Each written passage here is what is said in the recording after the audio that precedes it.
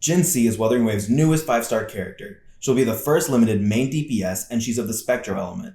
Pulling her because she's absolutely gorgeous makes total sense, but if you're waiting to see how her kit turned out, you're in luck. Jinhsi is looking to be the strongest DPS out of the entire month that this game has been out. The key to her gameplay lies in her resonance skill, which has 3 levels to it.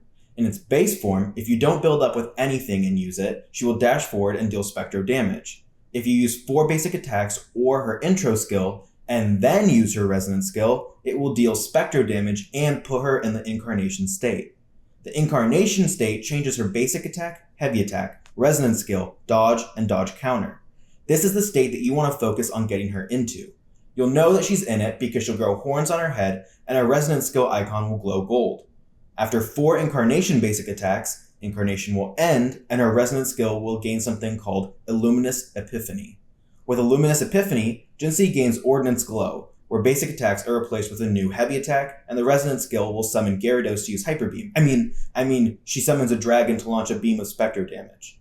The damage on the skill depends on how much incandescence Jinhsi has. Don't worry, I'll go over what the hell incandescence is in just a second.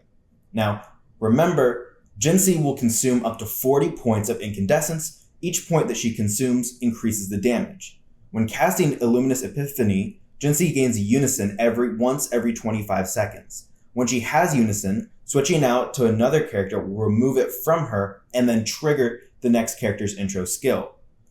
Unison will be used instead of Concerto Energy. That way, when she switches out, the next character gets to use their intro skill. Then she comes back in using her intro skill to go straight into Incarnation. It shortens the amount of time that supports would need to be on field to build Concerto Energy for the main DPS.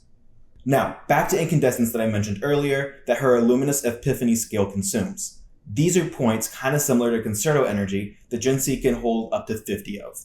Again, her skill will consume 40. When other teammates deal elemental damage, she will gain 1 incandescence point.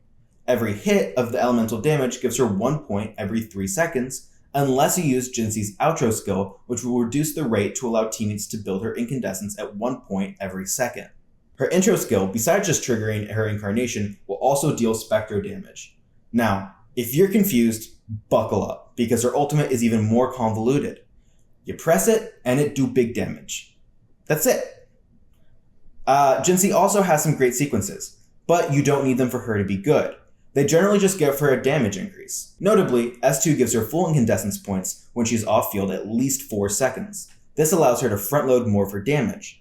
I would say that unless you want to spend a lot of money, S2 is a good stopping point for Dolphins. But if you want to be a true Giga Chad, then save your money and S0 is the right choice.